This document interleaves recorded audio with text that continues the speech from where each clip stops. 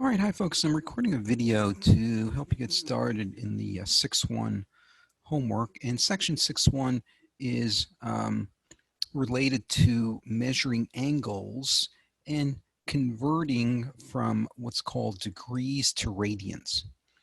All right, let's look at this example here. It says choose a figure that shows an angle of 11 pi over 6 radians in standard position. All right. Well, first, let me explain what is a radian, and we can then discuss more about this question. Well, a radian is an angle measure that, let me see if I could draw a circle here. A radian is an angle measure that sweeps out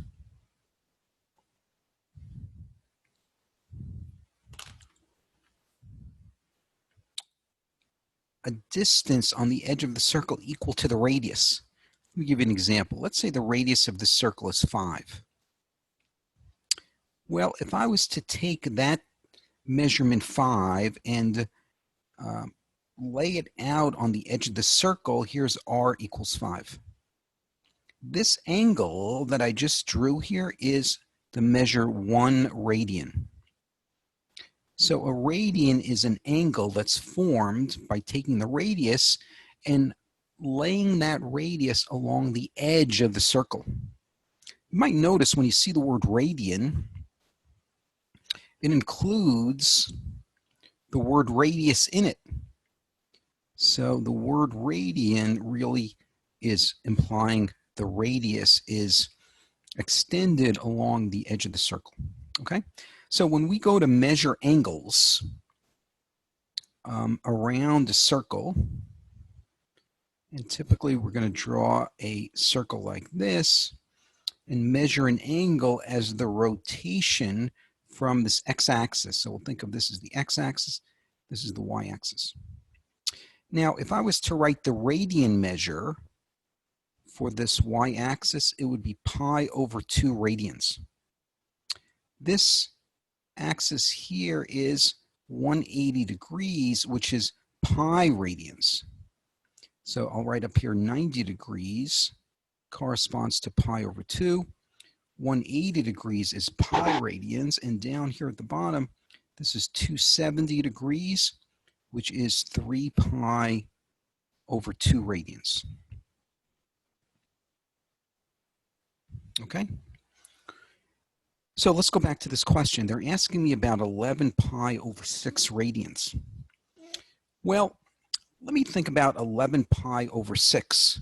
You know, if I was to take 11 divided by 6 on my calculator, it would be about 1.8. So this angle they're giving me is approximately 1.8 pi radians.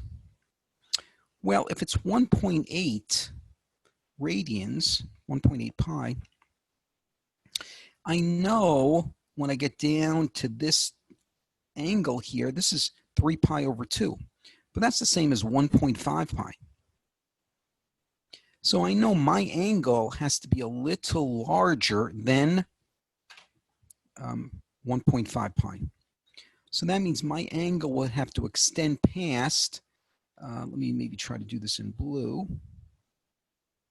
So my angle would have to extend past 270 to come to a position something like that. And the only angle that satisfies that is this diagram C here. Because only this angle has gone past 270 to 11 pi over 6. Okay? Remember, this angle down here is represented as 1.5 pi radian, and our angle that they gave us is about 1.8 pi.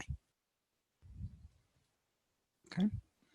By the way, notice they mentioned the angle is presented in standard position. Standard position means the one side of the angle is on the positive x-axis like this. All right, let's go to the next question. Next question says, What about an angle of a negative 11 pi over 6? All right, well, a negative angle means that instead of rotating counterclockwise, a negative angle rotates clockwise. So let me draw a little diagram here. So when we have an angle that rotates like this counterclockwise, this angle is going to be positive. For example, I'll just assume this angle is positive 150 degrees. But if I rotate clockwise, let's say I'm going this way, this angle now is a negative angle. Maybe this is negative 60 degrees. Well, the angle they're giving us is negative 11 pi over 6. Well, this is the same angle we just talked about, but instead of going in the counterclockwise direction, we're going to go in the opposite direction, which is clockwise. So if you notice, this is going to be answer D, because we're going to go 11 pi over 6. But instead of going the counterclockwise direction, we're going in the clockwise direction. All right, let's take a look at a couple more here. All right, this one says convert the angle from degrees to radians. All right, so there's two ways to measure angles. I could either use degrees or radians. And there's a way to convert back and forth between these two measurements.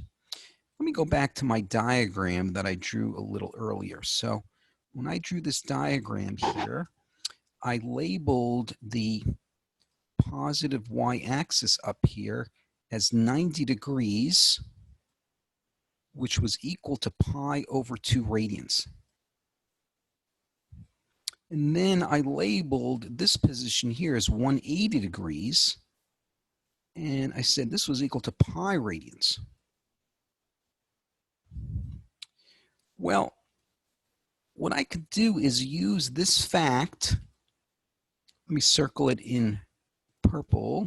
I'm going to use this fact to help conversions, because I'm going to take 150 degrees and I'm going to multiply it by either 180 degrees over pi radians,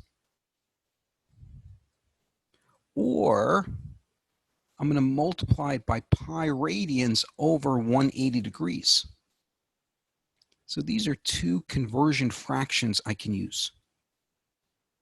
Now they're both, each one of these fractions is equal to 1, right? Because we said 180 degrees is equal to pi radians. So if I take a quantity divided by itself, divided by an equal quantity, that's 1.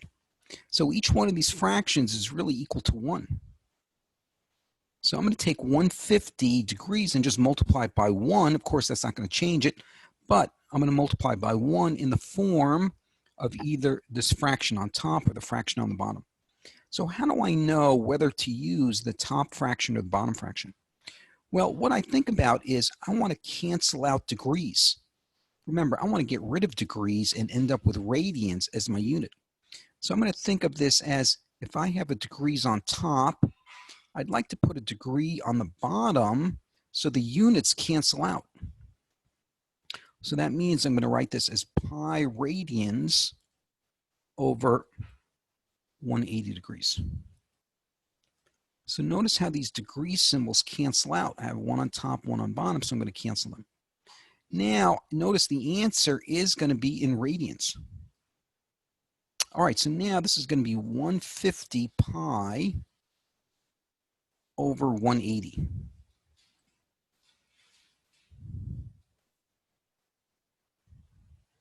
And notice it says simplify your answer and leave your answer in terms of pi. So all I have to do now is finish this up by simplifying the fraction. I think I'm noticing that I could divide top and bottom by 30. So if I divide top and bottom by 30, 150 divided by 30 is 5. 180 divided by 30 is 6. So it looks like this answer is 5 pi over 6. And of course, the units here are in radians. All right, so let me enter this as the answer.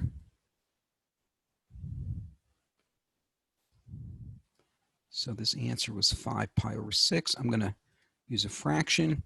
Notice here's the pi symbol from the bottom menu, and I'll make it 5 pi over 6.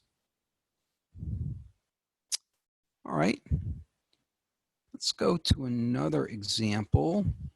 How about this one? This one says convert from radians to degrees. All right, so this is asking me to go the other way. They're giving me an angle in radians. So this is pi over 9 in radians. And they're asking me to change into degrees. Well, I'm going to multiply by one of those fractions. Remember, I can either multiply by 180 degrees over pi radians, or I can use pi radians over 180 degrees. But I'm noticing in this example, I want to cancel out radians. Well, if I want to cancel out a radians that's on top, I need a radians on the bottom to cancel it out. So that means I'm going to be using this fraction here. So it's going to be 180 degrees over pi radians. Well, the units cancel out because I have a radians top and bottom. So that cancels out. I'm also noticing I have a pi top and bottom, so that cancels out.